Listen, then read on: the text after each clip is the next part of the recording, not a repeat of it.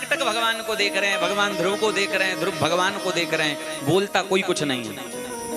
5 minute हो गए, 10 minute हो गए, भगवान ने सोचा बढ़िया भगत है, कुछ बोल भी नहीं रहा, अरे यही कह दे कि बैठ जाओ।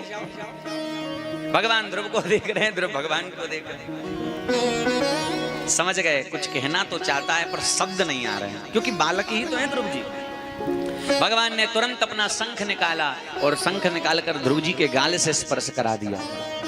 अरे मूकम करोति वाचालम पंगुम लंघयते गिरिम यत कृपा तमहम वंदे परमानंद माधवम।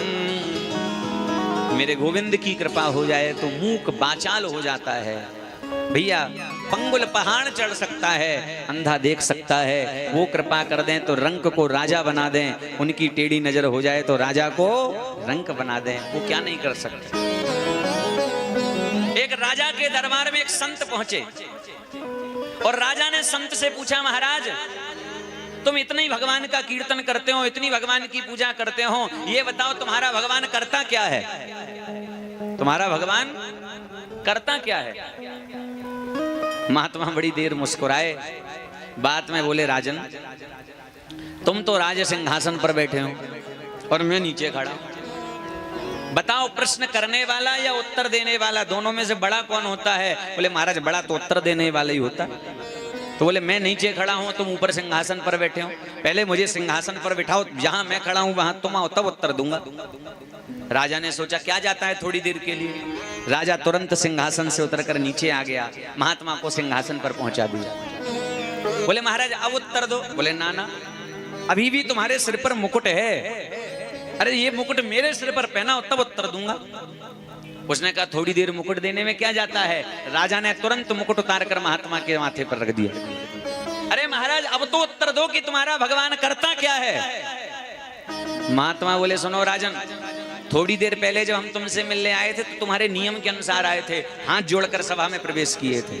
अब तुम अगर प्रश्न का उत्तर जानना चाहते हो तो पहले हाथ जोड़ो। राजा ने हाथ जोड़ लिए। बोले महाराज अब तो उत्तर दो कि तुम्हारा भगवान करता क्या है। बोले राजन तुझे अभी भी समझ नहीं आया, जो पल भर में रंक को राजा बना दे और राजा को रंक बना दे, बस यही काम मेरा भगवान करता। एक पल में तुझे राज सिंहासन से रंक बना दिया और मुझे रंक से राजा बना दिया, यही मेरे भगवान का काम है और कुछ नहीं करता। ध्रुव जी महाराज के सन्मुख भगवान खड़े, बहुत अद्भुत स्तुति ध्रुव जी ने भगवान की है। योऽन्तः प्रविश्य मम वाचमिमां प्रसोक्तां संजीवयत्यखिल शक्तिधर स्वधाम्ना अन्याश्च हस्तचरण श्रवणत्वगादि प्राणान्नमो भगवते पुरुषाय तुभ्यम। ध्रुव जी महाराज कहते हैं प्रभु आपने मेरे अंतःकरण में प्रविष्ट होकर के मेरी सोई हुई वाणी को प्रभु जागृत कर दिया। प्रभु मेरे नयन जागृत कर दिए, मेरे कर्ण जागृत कर दिए, मेरी वाणी जागृत कर दी। भगवान ने क्या तो क्या अभी तक तुम्हारी इंद्रियां सो रही थी। ध्रुव जी बोले सच ही तो है प्रभु, जब तक ये नयन जगत का दर्शन कर रहे थे, जब तक ये कान जगत की चर्चा सुन रहे थे, जब तक ये वाणी व्यर्थ की चर्चा कर रही थी, तब तक सो ही रहे थे। आज इन नयनों ने परमात्मा के दर्शन किए हैं। सच तो ये है कि ये आज ही जागे हैं, आज से पहले तो सो ही रहे थे। भगवान ने कहा ध्रुव कुछ मांग लो, तो एक श्लोक में मांग लिया कि भक्ति मोह प्रवहतां त्वयि में प्रसंगो भूयादनंत महता ममलाशयाना ये नांजसोल बड़मुर व्यसनम बभाद्यम निश्चे भवद गुण कथा मृतपान मत्ता। ध्रुव जी कहते हैं प्रभु बस एक चीज दे दो, एक कृपा कर दो। क्या? जो भी मेरा जीवन शेष बचा है उस सारे जीवन में मुझे आपकी कथाएं सुनने को मिलती रहे, आपके चरित्रों का रसपान सुनने को मिलता रहे। किसी ने पूछा बताओ, ध्रुव जी को ना जाने क्या हुआ, भगवान मिल गए और ध्रुव जी क्या मांग रहे हैं? बोले प्रभु आपकी कथा मिल जाए। अरे भगवान मिल गए, फिर भगवान की कथा की क्या जरूरत? ये कह देते कि प्रभु जिंदगी भर आप मिले रहो। भगवान ने कहा ध्रुव तुमने मुझे क्यों नहीं मांगा, मेरी कथा क्यों मांगी? ध्रुव जी कहते हैं प्रभु सच ये है, मैं जानता हूं आपका स्वभाव। भगवान कैसे हैं? बोले नटखट हैं और बड़े निष्ठुर हैं। जिन ब्रजवासियों ने इतना प्रेम किया उस वृंदावन वालों को भी छोड़ने में देर नहीं लगाई, तो भैया हमारे पास आकर कब चले जाएं कोई गारंटी है? ब्रज गोपियों ने कितना प्रेम किया, एक क्षण में छोड़ के चले गए। राधा रानी ने कितना नेह किया, उन्हें छोड़कर चले गए। मैया यशोदा पीछे पीछे दौड़ती रही, इतना प्रेम तो हम कर भी नहीं सकते। तो जो उन्हें छोड़कर चले गए, क्या हमें छोड़ के नहीं जा सकते? तो कथा क्यों मांग रहे हो?